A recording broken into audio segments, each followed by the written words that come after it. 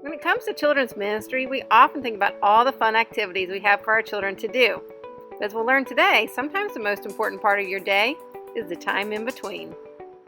Good morning. Looks like you just got up. I'm just guessing, of course. I mean, you don't have bedhead at all. Anyway, I heard you had a busy day today. Big presentation at work, followed by helping on the soccer field. Are you ready? Oh my, you're in your office already? When did that happen? No, of course no one's laughing. Quick, grab your blazer. Where's your report? And you got you're on the soccer field. Watch out. Oh, my word. Are you okay? I don't feel like your day went so well. Feels like something important might have been missing. Wonder what it was. When it comes to serving with children who have special needs, one of the most important things to know is that transitions are crucial. Understanding how to smoothly switch from one activity to another can make the difference between a morning of fun and one that ends in a meltdown. Giving children an ample warning that one activity is about to end and the next is about to begin is helpful for all children. But it is extremely important for kids who have anxiety, ADHD, or other special needs.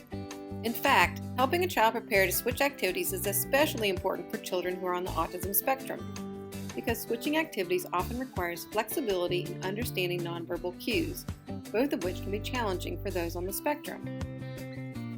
The good news is there are a few easy ways to help children prepare for a transition.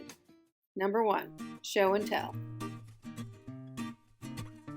People learn in different ways, and children with autism or other special needs often learn visually. So it'll be important to both tell a child what to expect and show them as well. Say something like, "You can play with these toys here for a few minutes, and then we'll be singing together." Point to each activity area as you tell them. You may want to have a visual schedule posted in the room as well. Let the child know where she can look to see what to expect next. Also remember that it's always wise to keep things simple, so don't run down the entire list of activities at once. Instead, break things up and use first-then language. First, we're going to play with the toys. Then, we'll be reading from the Bible. You can also use a first-then chart or ring to show the child the activity as you tell them. Number 2, give them time. Think about the last time you felt rushed. How did things go? Probably not great. While having to adapt quickly can be hard for most people, for children with special needs, it is often extremely challenging and can lead to frustration and behaviors. So give them some time. I would encourage you to try a visual timer. Visual timers can be set once a transition warning has been announced for the exact amount of time you choose. You can use a manual visual timer like this, or you can download a free visual timer app on your iPhone. Here's what you'll want to do. Say, "Hey guys, in 3 minutes we're going to stop coloring and go into circle time. I'm going to set the timer so you can see when it's time to go." Then set the timer with the volume on so that the ticking can be heard, and make sure that the children can see the screen. When the time is up, the timer will unveil a fun photo and the alarm will go off. Smile big and then announce to the kids, "Time to go to the circle."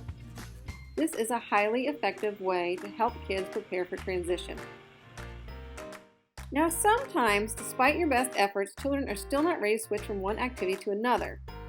And when this happens, it helps to remember that when a child is being challenging, it's not that they're giving you a hard time, it's that they are having a hard time. And for many children with special needs, transitioning from one activity to another is actually harder than you may be able to imagine. So take a moment and ask yourself how the child might be feeling and what you can do now that may help. Sometimes giving the child a controlled choice, such as, "Would you like to color for another minute before going to circle?" or "Finish coloring after circle time." That may be enough to move them along. Other times you may need to be more firm, or it may be best to just allow the child more grace and let them finish on their own time. Each child's situation is different, so use your best judgment.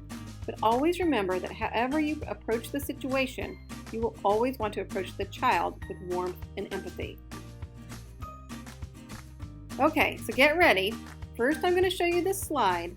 Then we're going to end with a challenge. So take a minute and think back through your own day. How many different activities did you go through today? Were some harder to switch from than others? What did you do to help you transition from one activity to the next? What would your day look like without that time?